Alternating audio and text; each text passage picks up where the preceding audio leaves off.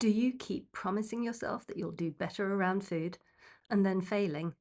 Have you tried a million and one different things? Keto, journaling, paleo, meditation, exercise, cardio, weights?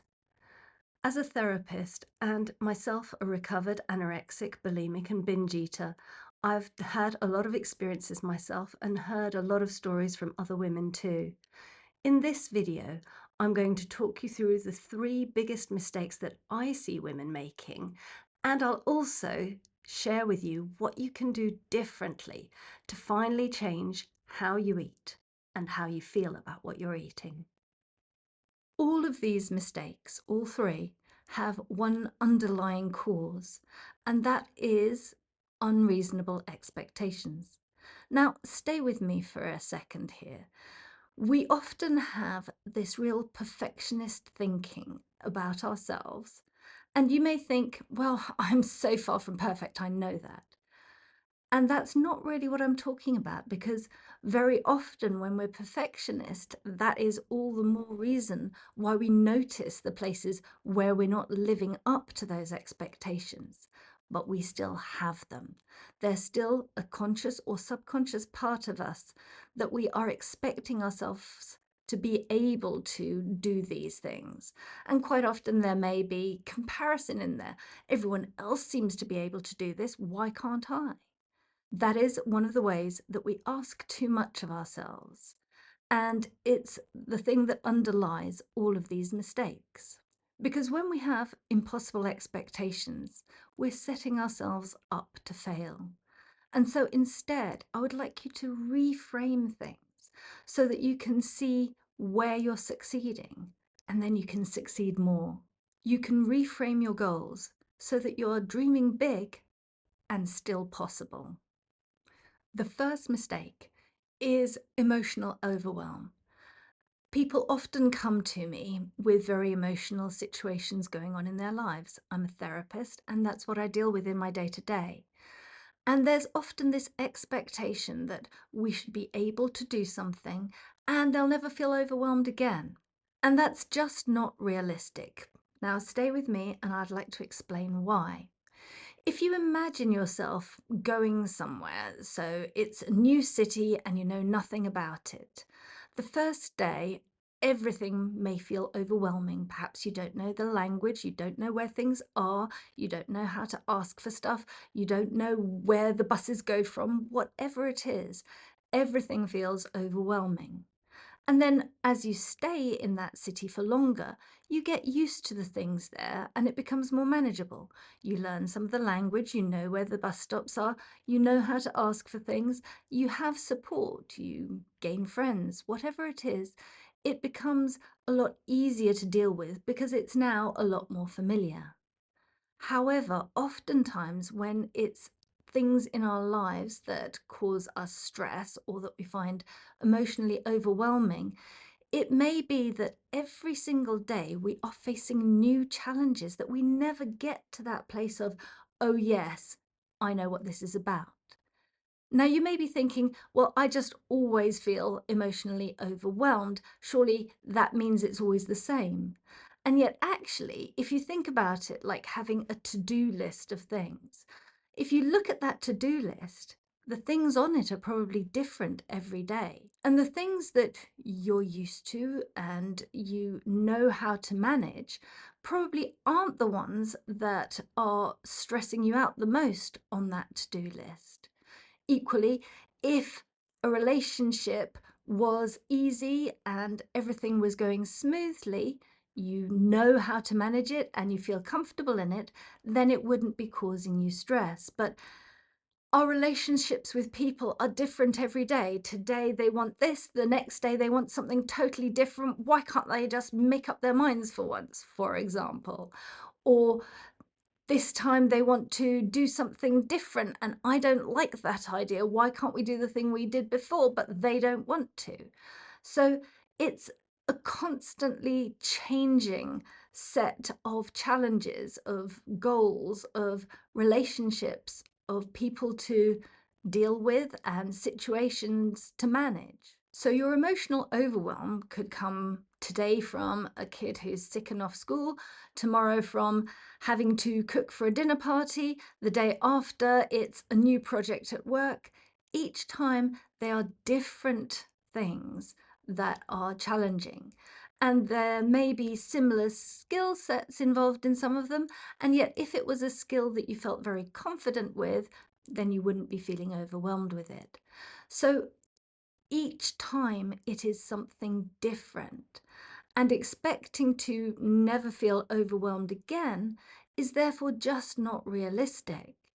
However, if you think about using the tools that we'll talk about to help you to take the next step, even when you're feeling emotionally overwhelmed, that, okay, I'm feeling totally overwhelmed and I can still do something that will take the pressure off enough that I can move forward, then that is a win.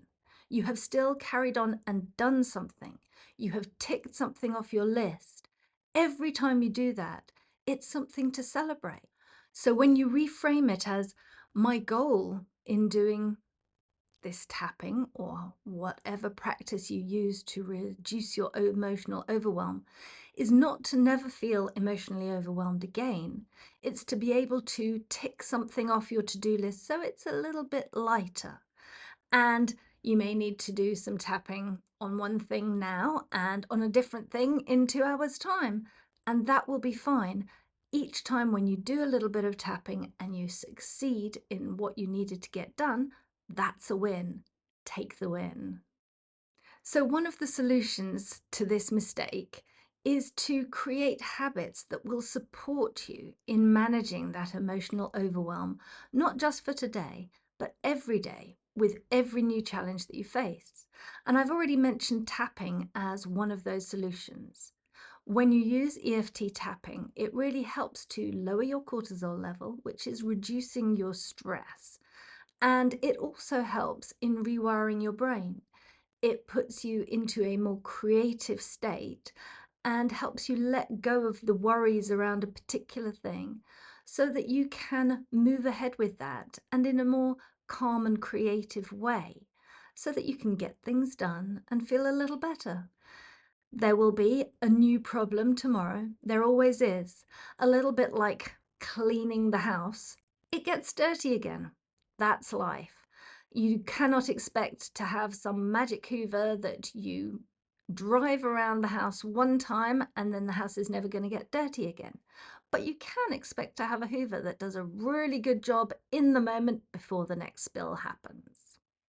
Some other things that I find can be very helpful are, for example, creating a reminder in some way for yourself. For example, a picture that speaks to you about it being okay to face challenges and you having the strength and the ability to handle them, to manage them, to take those challenges on. I have a lovely picture of a warrior woman that I find very inspiring in that regard.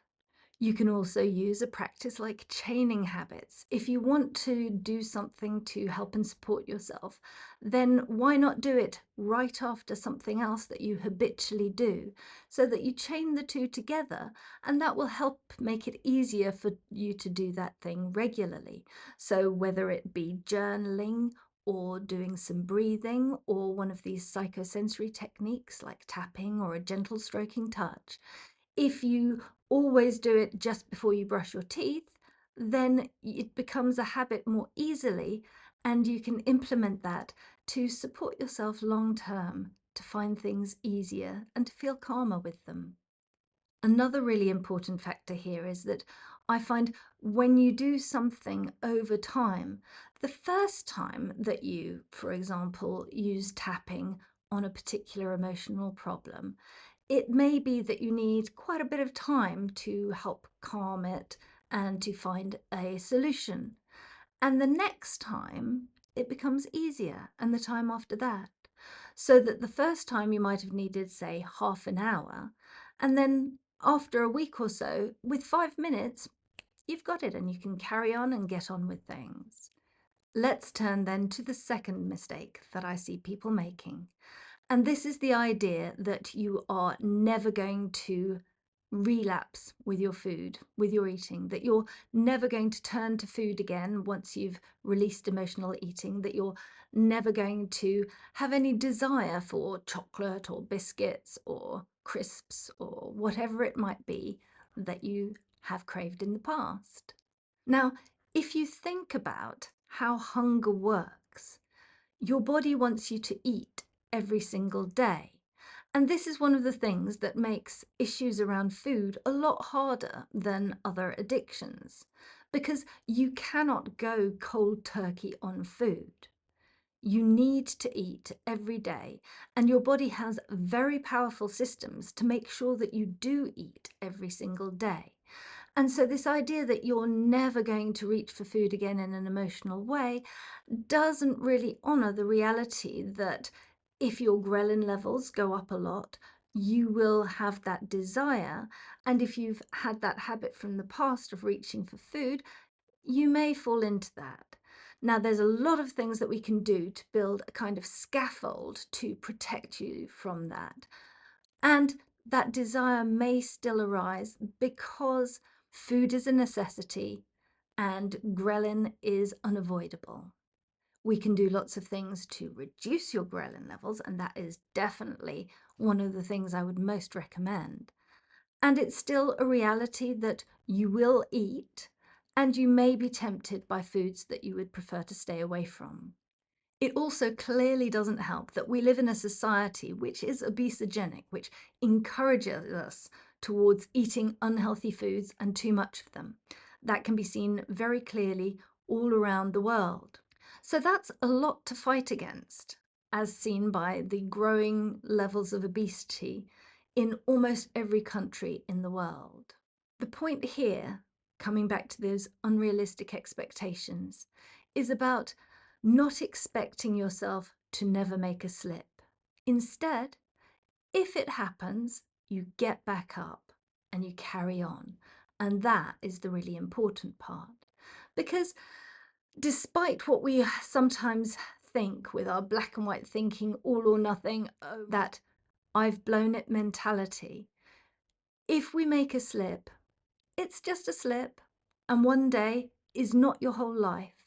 And doing something different straight after, it still makes a difference. You will still be doing way better overall. And you can always think of a slip or a lapse as being a chance, an opportunity to reassess what's been working well, where you perhaps need a little bit more support to help you so that it feels easier to make good choices, healthy choices for yourself every single day, every single meal. One of the most important solutions here is to actually nourish yourself. I remember one program that I did, and the one thing I took as a big takeaway from it was the expression, it's not just about what you don't eat, it's about what you do eat. So, nourishing your body, giving your body really good quality food is a really important way of helping yourself because it does lower your hunger. And it does mean that your body isn't craving, it isn't lacking in the micro and macronutrients that you need. And that will definitely lower your ghrelin levels and lower the overall amount of triggers that there may be that have you reaching for food. It can also be very good to put in place little habits that will help you to stop. For example, I find that at the end of the day, after I've perhaps had a healthy treat after dinner, I then go and brush my teeth. And I don't need to brush my teeth then. It used to be that I would brush my teeth just before bed rather than just after dinner. But I found that that's one little trick that helps me to then stay away from food because, oh, I've already brushed my teeth and I don't want to have to do it again. I know, lazy. And yet those sorts of things can actually work. So experiment with that and see what things might help you to actually stop. It could be something like putting a saying up onto the door of your refrigerator. It could be setting an alarm for yourself on your phone to say, now is the time to go on up to bed rather than going and getting another bite to eat. Because when you're tired, that's also something that encourages you towards eating food that you probably don't need and don't really want. So think about ways that you could help and support yourself to stop. Another thing that I find absolutely fundamental, if you have had a lapse and eaten something emotionally, is to commit to making a change. And what I'm talking about here is not promising yourself that tomorrow you won't eat that food, because we've all made those promises before and then broken them. Instead, I want you to make a non-food based promise. For example, promise yourself that tomorrow you will do a 5-minute meditation or a 10-minute meditation, whatever it is that's right for you. Now, when I say that, when you do a meditation, and preferably make it earlier in the day rather than later when you're more likely to have cravings and find things difficult, is that you are setting yourself up for success that day when you do that. So, for example, you could in the morning tap on the thing that you had craved the night before, and then you're already lowering your ghrelin levels in general and around that food in particular. Win-win. And that way you've already calmed yourself, lowered your cortisol, so that you're less likely to feel emotional later, less likely to feel hungry later, less likely to reach for food again. The third mistake that I see people making most often is wanting to look like an influencer or look like a particular person that you know, whatever that may be for you. Yes, when you improve your relationship with food, you are very likely to shed weight. And there's been an interesting study that showed, and this was a meta study, that if you eat the same number of calories in natural healthy foods as you previously ate with junk food, ultra processed food like substances, you actually will lose weight, even when it is the same number of calories. So, eating better, you can shed weight even if you are eating the same amount of calories, because a calorie is not a calorie. And eating ultra processed foods like chocolate and biscuits and a pizza, unless it's a nice homemade one, those kinds of foods make you fat. Calorie for calorie, they make you fat compared to other foods. So when you stop eating those or eat a lot less of them, you will find that weight does come off, most likely. Nevertheless, I used to have an hourglass figure, and there were times in my life when it was a very skinny hourglass, and there were times in my life when it was a very curvaceous hourglass. But for decades, it was always an hourglass. And then I had kids. And since then, I have been a pear. And I'm currently a much skinnier pear than I was after I had my kids originally. But I am still a pear. And I am always going to be a pear for the rest of my life because that is the shape that my body has taken on after my hips have been stretched out. The only way I could change it, I guess, would be to have breast implants. But in a natural flow of things, the actual bones of my hips have been displaced so that that part of me is now bigger. And so even though my proportions vary alongside one another just as they always used to, the actual bone structure is different. And unless I do something very radical, that's not going to change. So, wanting to have an hourglass figure would be an unrealistic thing for me. Now, wanting to be strong, fit, have a relatively low body mass index and a low fat ratio, all of those things are possible.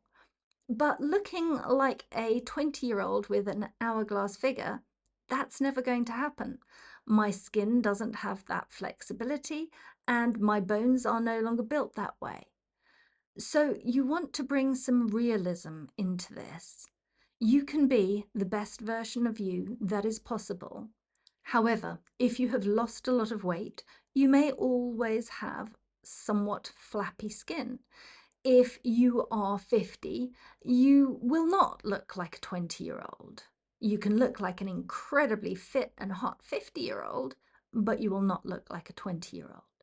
So these ideas, these expectations that we have put on ourselves and that society sometimes puts on us are just not realistic. And you can do some psychosensory work on yourself to help yourself feel happier with that more realistic goal of being the hottest and best version of yourself as you are at your current age and stage. So, one solution here is to find images that represent that, that are still aspirational for you and also realistic at the same time. Another solution would be to tap on parts. So, for example, tapping on the part of you that wishes that you were younger or had more flexible skin or whatever it might be. And the other part of you which is open to loving yourself as you are in this moment. That may not feel easy straight away, and it's still a great goal to have because wanting to be someone or something that you can never achieve is never going to make you happy. And I want joy for you in your life. You now know the top 3 mistakes that I see people making, and hopefully you can use some of these solutions to break the habit of those mistakes, to do something different so that you can feel more joyful in what you eat, and how you feel about yourself. As you apply these solutions, you will feel calmer and you will find ways to move forward that are joyful and helpful. You can create healthy and sustainable habits for yourself. You can improve your motivation and boost your self-esteem. And if you'd like a little bit more help with that, I have a free mini course, the top 3 tips to finally silence food noise, where you can find some helpful information and some guided meditations to help you take those first few steps.